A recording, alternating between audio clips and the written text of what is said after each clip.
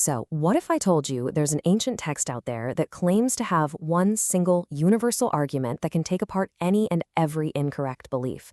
Not just a few of them, but all of them. It sounds pretty impossible, right? Well, let's dive into this because we're going to see how one of the world's oldest psychological systems proposed a kind of master key to unlock the whole thing.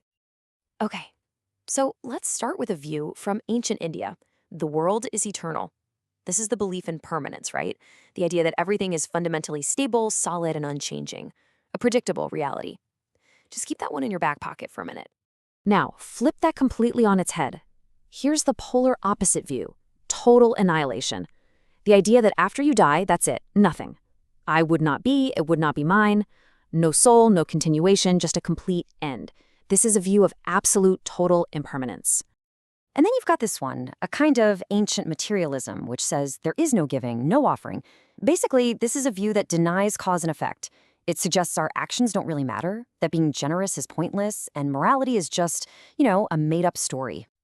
And finally, we get to maybe the most personal, and for sure the most common view of all. This is mine, this I am, this is myself. This is that deep down gut feeling that there's a permanent, unchanging me right at the center of everything we experience. So here's the puzzle, right? You've got eternalism, annihilism, nihilism, and this deep belief in a permanent self. These ideas are totally at odds with each other. So how in the world could one single line of reasoning possibly be the key to deconstructing all of them at once? To solve this, the text does something brilliant. It doesn't argue with each belief directly. No, it goes deeper. It starts digging to find the single origin point, the common psychological root where all these different, conflicting ideas begin to sprout. And it starts with this amazing question you can ask about any belief. On what foundation is this thing standing? What part of your actual experience are you clinging to? What are you insisting on for this view to even pop up in your head? It's like finding the cognitive anchor for every single belief we have.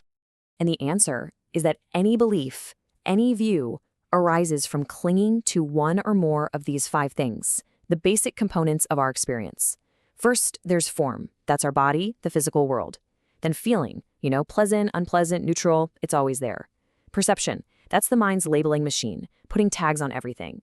Formations, these are our habits, our biases, our impulses. And finally, consciousness, just that raw awareness of it all. This is literally the stuff our reality is made of. Okay, so if all of our big ideas are rooted in these 5 aggregates, the text then gives us this simple, repeatable test. It's a logical method we can apply to each and every one of them to see if they're actually a solid foundation for any kind of permanent belief. The dialogue begins, and it's so simple. It asks you to look at the first one, form. Your body, the world around you, anything physical. It asks, is it lasting or is it not lasting? Is it permanent or is it impermanent? And the answer in the text is just based on direct observation. It's not lasting. Of course it's not. Everything physical is always in flux. It arises, it changes, and it passes away. There are absolutely no exceptions. So the next logical step is to ask, well, is something that's not lasting, something that's always changing and slipping away, is that a reliable source of happiness? Or is it maybe inherently a little bit stressful? Can you really depend on something that's uncontrollable for lasting satisfaction? The conclusion is pretty stark. It's suffering, or dukkha. Now, the word dukkha doesn't just mean agony or pain. It really means unsatisfactory, unreliable, stressful. Anything that's impermanent is, just by its very nature, a wobbly and stressful foundation to build your happiness on. So here's the crucial takeaway. The text establishes that any component of your experience you can possibly point to, your body, a feeling, a perception, a thought, has these 3 characteristics. It's not lasting, it's ultimately unsatisfying if you cling to it, and its fundamental nature is to change. And this simple 3-step logical test, this is the universal key. This is the tool that can now be used on every single one of those contradictory views we started with. Let's see how this thing works. Okay, let's go back to our original views. Remember that belief that the world is eternal? Well, that belief is based on clinging to form. But we just saw that form is not lasting and is always subject to change. So how can you build a belief in permanence on a foundation that's totally impermanent?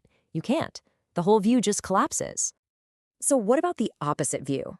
the idea of total annihilation. Well, that view is also based on identifying with these 5 aggregates, believing I am this body, these feelings, these thoughts, and that they will all be destroyed. But if you see that these things were never a solid, stable self in the first place, the whole idea of their annihilation kind of loses its power. It's just another view built on shifting sand. And this brings us right to the heart of it, that belief in a permanent self. This is mine. This I am. But what this are we talking about? Our body? Our feelings? Our thoughts? We've just seen that every single one of these things is impermanent. To point to any of them and say that's the real permanent me is a straight-up logical contradiction. So here's the kicker. The reason these ancient texts are so repetitive, it's not a bug, it's the entire feature. The text applies this exact same logic again and again and again to dozens of different views. And the point is to show you that no matter how smart or complicated a belief might seem, its root is always the same, grabbing onto something impermanent as if it were permanent and stable. So what actually happens when a person truly sees this for themselves? When they apply this test to their own moment-to-moment experience and the truth of it really truly sinks in? Well, according to the text, it leads to a profound, irreversible psychological breakthrough. This person is called a sotapanno, which means a stream enterer. They've entered the stream that flows directly to enlightenment. And the defining feature here is the complete abandonment of doubt. Not like intellectual doubt, but that deep existential uncertainty about what's really going on.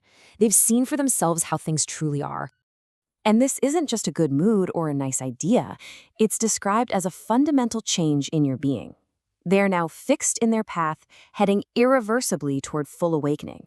They simply can't fall back into that deep confusion that creates suffering because they've seen the root of it with their own eyes. This ancient test is really a tool for right now. So the question to leave you with is this. What fixed views in your own life are built on the shifting ground of impermanent feelings, thoughts, and sensations? What might change if you really looked closer?